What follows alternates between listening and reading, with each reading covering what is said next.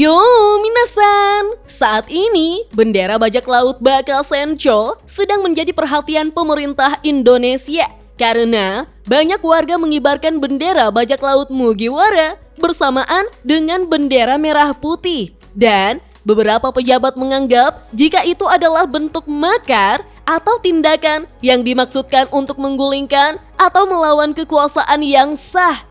Sebelum saya lanjut, siapa tahu ada yang suka dengan konten sejarah? Silakan bantu subscribe channel baru saya ya minasan, linknya ada di deskripsi. Di berbagai pelosok menjelang peringatan hari ulang tahun ke-80 Republik Indonesia, warga mulai memasang bendera merah putih sebagai bentuk simbolis hari kemerdekaan yang telah digapai pada tahun 1945 lewat perjuangan, darah, dan air mata. Kita semua tahu bahwa sang saka merah putih adalah simbol negara dan identitas bangsa Indonesia. Warna-warna pada bendera ini bukan sekedar hiasan, tapi masing-masing memiliki makna filosofis yang dalam yang mencerminkan nilai-nilai luhur bangsa. Warna merah dan putih sudah digunakan oleh kerajaan-kerajaan Nusantara jauh sebelum kemerdekaan, seperti kerajaan Majapahit yang menggunakan panji-panji merah putih. Lalu dipakai kembali oleh para pejuang kemerdekaan untuk menyatukan rakyat dan membangkitkan semangat nasionalisme. Kemudian diadopsi sebagai bendera negara pada 17 Agustus 1945 saat proklamasi kemerdekaan Indonesia, lalu diatur dalam Undang-Undang Nomor 24 Tahun 2009 tentang bendera, bahasa, dan lambang negara. Tentu saja, kita semua pasti menghargai hal tersebut sebagai anak bangsa dan warga negara. Lagian, siapa juga yang tidak mencintai negara ini? Semua orang sedang berjuang dengan caranya masing-masing agar Indonesia menjadi negara yang lebih baik lagi.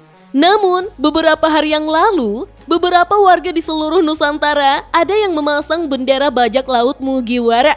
Bendera tersebut dikibarkan di rumah-rumah, tiang bambu, dan bahkan tenda perayaan kemerdekaan. Fenomena ini dengan cepat menyita perhatian publik, memicu perdebatan sengit, serta mendapat respon keras dari sebagian pejabat negara.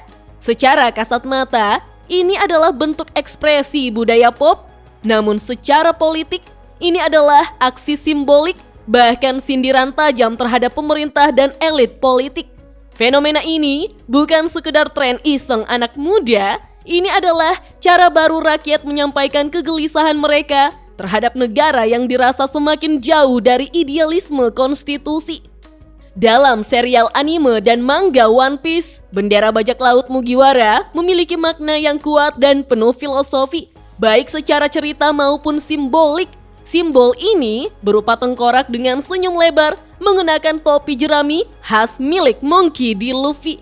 Hal tersebut melambangkan semangat kebebasan karena tujuan utama Luffy dan krunya adalah menjelajahi dunia tanpa terikat aturan siapapun, mengejar impian mereka sendiri. Sebenarnya, ini adalah semangat klasik bajak laut dalam versi yang lebih idealis dan humanis. Saat ini, yang memasang bendera bajak laut Mugiwara tersebut adalah para warga biasa, terutama generasi muda digital natif yang dibesarkan oleh anime, internet, dan tentunya wacana global. Mereka bukan massa aksi formal, bukan aktivis partai, tetapi warga yang menyampaikan pendapatnya dengan cara yang kreatif dan tidak konfrontatif. Di sisi lain, pihak yang bereaksi keras justru adalah pemerintah pusat dan sebagian elit legislatif. Salah satunya adalah Wakil Ketua DPR dari Gerindra, yaitu Sufmi Dasko Ahmad, yang menyebut pengibaran bendera One Piece sebagai ancaman terhadap negara dan memintanya diselidiki. Respon ini diperkuat oleh sejumlah politisi yang menilai aksi tersebut sebagai bentuk pelecehan terhadap simbol negara. Bahkan ada yang mendorong pelibatan aparat keamanan atau mungkin sudah melibatkannya di beberapa lokasi. Namun, kelompok oposisi dan masyarakat sipil justru melihat fenomena ini sebagai kritik wajar dalam negara demokrasi. Beberapa akademisi menyebutnya sebagai bentuk ekspresi simbolik non-destruktif yang seharusnya dibaca sebagai bahan evaluasi, bukan dimusuhi. Fenomena yang bertepatan dengan bulan Agustus 2025, bulan yang syarat makna nasionalisme. Dalam konteks ini, pengibaran simbol bajak laut bertepatan dengan momen di mana pemerintah menggencarkan retorika kebangsaan dan loyalitas. Ini bukan kebetulan, melainkan bentuk kontras politik di mana rakyat menunjukkan bahwa nasionalisme tidak bisa lagi direduksi menjadi sekedar atribut dan seremoni. Justru di bulan kemerdekaan yang seharusnya merayakan kebebasan berpendapat dan keadilan, rakyat memutuskan untuk menyuarakan ketidakpuasan mereka lewat simbol asing yang bermuatan lokal secara emosional. Ini menandakan bahwa kepercayaan terhadap simbol formal negara sedang mengalami krisis. Namun yang menarik, fenomena ini terjadi tidak hanya di kota besar, tetapi juga di desa-desa, gang sempit, dan daerah yang minim akses ke politik formal. Artinya, kritik ini tidak terbatas pada kaum urban terdidik saja, tapi telah menyebar ke berbagai kelas sosial. Ini memperlihatkan bahwa wacana kritik terhadap pemerintah kini menjalar hingga ke level masyarakat akar rumput, bukan lagi milik aktivis kampus atau elit oposisi. Ini terjadi karena akumulasi kekecewaan terhadap kegagalan negara dalam menjalankan prinsip keadilan, transparansi, dan keterwakilan politik. Rakyat tidak merasa terlibat dalam proses pengambilan keputusan nasional dari revisi undang-undang hingga arah pembangunan. Dalam kondisi seperti ini, rakyat mencari simbol alternatif yang bisa mewakili perasaan mereka, dan pada akhirnya mereka menemukannya dalam karakter fiktif yang melawan tirani. Namanya adalah Monkey D. Luffy. Penggunaan bendera Jolly Roger bajak laut Mugiwara adalah simbol bahwa rakyat sudah muak dengan narasi nasionalisme top down dan ingin mendefinisikan ulang nasionalisme dalam bentuk kejujuran, keberanian, dan perlawanan terhadap ketimpangan. Sayangnya, karena respon negara menunjukkan kurangnya literasi simbolik dan empati terhadap ekspresi rakyat. Reaksi keras terhadap simbol budaya pop menandakan kegagapan elit dalam membaca realitas sosial kontemporer. Dan ketika negara memusuhi humor dan simbol, itu adalah tanda bahwa negara semakin alergi terhadap kritik. Jika ditarik benang merahnya, maka kita akan ketemu dengan insiden Ohara yang terjadi di One Piece, di mana para profesor yang hanya ingin belajar mencari tahu apa yang terjadi pada abad kekosongan atau sejarah, justru dibungkam dengan cara dilenyapkan oleh pemerintah dunia.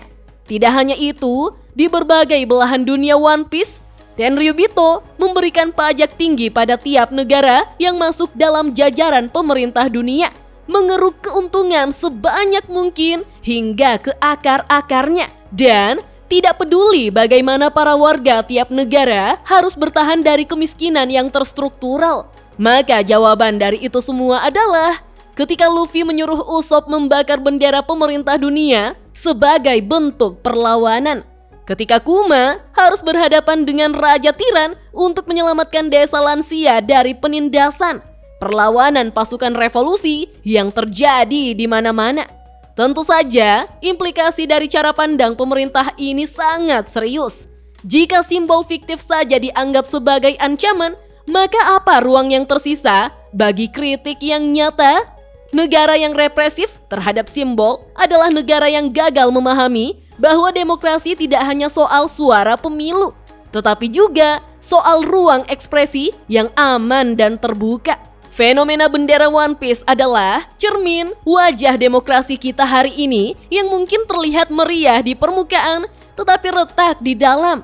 Bendera bajak laut yang dikibarkan rakyat bukan sekedar iseng atau gaya-gayaan anak muda, tapi bentuk politik baru, politik simbolik, politik budaya pop, dan politik harapan. Jika negara ingin meredam gelombang seperti ini, jawabannya bukan dengan represi, tapi dengan introspeksi. Karena selama keadilan tetap jadi fiksi, maka simbol fiksi akan terus dipakai untuk melawannya. Kalau menurut minasan, bagaimana? Kita lanjut ngobrol yuk di kolom komentar. Oke deh, sampai di sini dulu ya. Dah.